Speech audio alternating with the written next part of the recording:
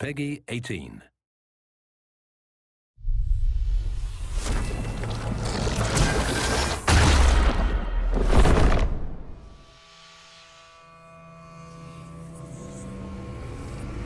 It was 2009, towards the end of when we were finishing Dragon Age Origins, when myself, Matt Goldman, and Mike Layla started to get together on a weekly basis to talk about the directions we wanted to take the franchise, and the things we wanted to explore if we had a chance to do so. We built a kind of a cartoon animatic of what we would like to be in the game if we were going to really pull out the stops and do whatever we wanted. It's actually very much like the beginning of the game. There's a conversation wheel, there's a dragon airstrike, you're a cool, badass warrior with spiky armor chopping murlocs in half by the millions. It was exciting. It was like, wow, man, can we actually pull that off? Can we feel like the party works together to demolish foes rather than having their disparate abilities? So brainstorming with the core leads on Dragon Age is pretty exhilarating. I really love to lead him astray with crazy ideas. Every time we would talk, I'd start talking about how every piece of our art would involve Ulrich von Hawke, the lycanthrope character of our game, howling and like tasting his own blood. Anyways, it kind of got out of control after a while, so I had to drop it. But it was pretty fun while it lasted.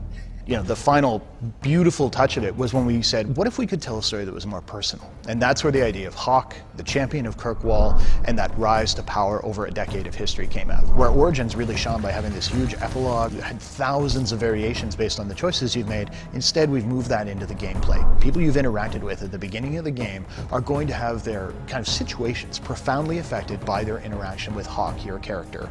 If getting the relic gets Castillon off your back, then I'll help you retrieve it. There might be something I could do for you, if you're looking for company later. You re-interact with them, you see how that worked out.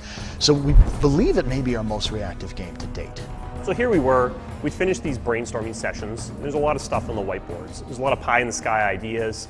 And then Dragon Age Origins came out, and it beat all of our expectations. Perfect scores, the VGA awards. We also had a bunch of meta reviews, comments coming in about Origins, and what really resonated for me was this resounding theme that Origins was an amazing story-based classical RPG, but that there were elements of it that seemed to be dragging. If you're telling a dark fantasy, you don't want combat to feel like you're playing a chess game with a friend.